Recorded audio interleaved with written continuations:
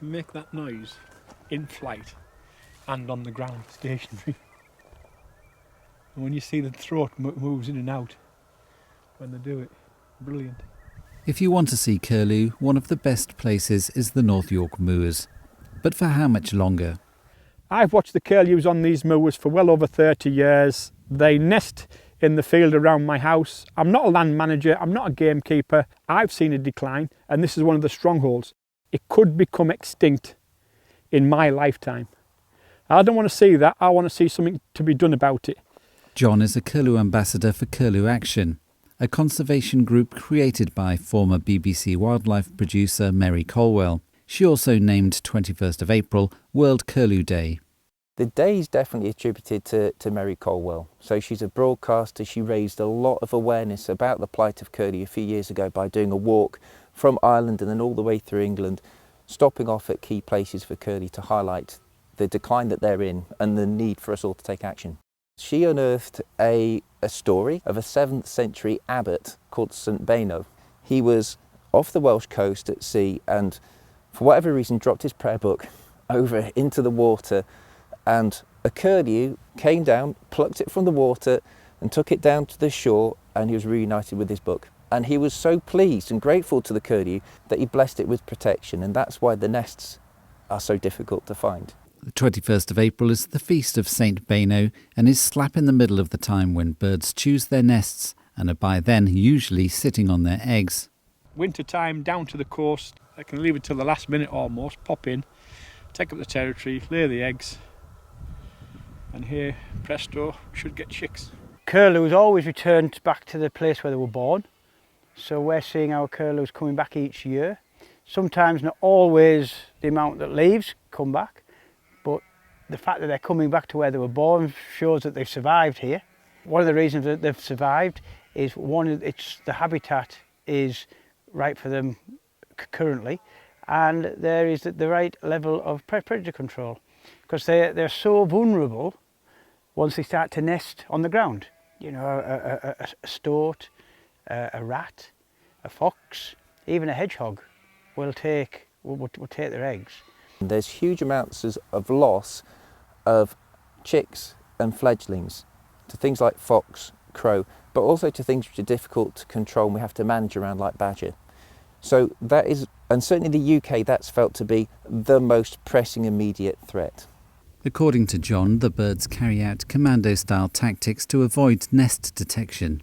When you see the swap over, the change of shifts for incubation, female sitting, the male will come in a distance away and it will do an indirect route towards that nest. And the female will leave and she'll often throw bits of vegetation over the eggs and she'll go out a different direction and she'll go before she takes off. So the changeover of shift is quite secretive, which makes it difficult to actually find the nest. They've made that escape before taking off. You're drawing their attention to, oh, it's got up from there. And actually it's walked from here, a bit like a commando before it's even took to flight. Same as when they come in, they'll land in and that commando technique will take them back to the nest. Besides predators, loss of habitat and lowland farming techniques are the main threats. We know from the science base in the uplands that the predator management that we do up there really has a big benefit for those curlews, because that is their stronghold, where you get well-keepered moorland fringe and moorland above the moorland line. That's where their stronghold is. It's that perfect combination of predator control, good habitat and minimal agricultural operations, so they do well. And they like to nest away from trees. So if they're on the moorland fringe on the field margins, it'll be the middle of the field. And they like the short stuff. They don't want to be in the long heather.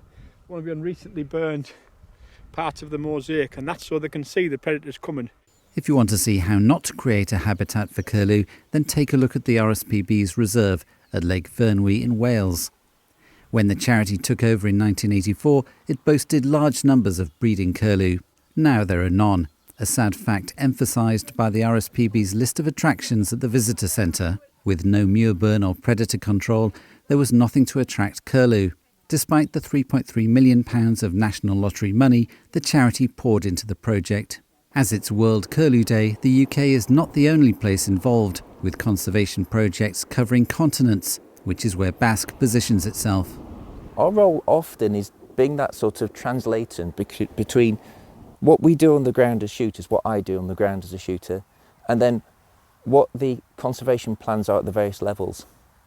And curlew have an international level plan under a body called AWA, an agreement, and that single species action plan covers the Eurasian curlew, and that covers all the way across from Russia and the Ural Mountains, all the way across through the Scandinavian countries and us, and then down to Africa.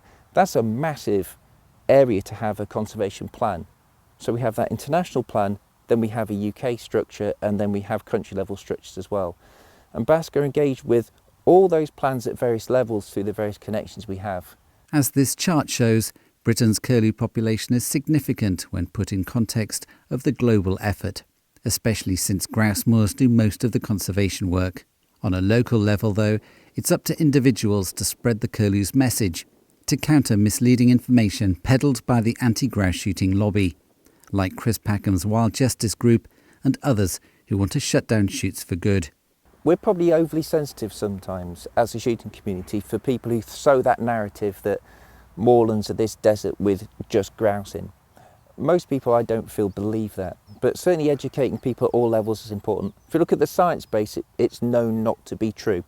The fact that John's a curlew ambassador and Mary Colwell's brought him in is fantastic. It brings the balance back.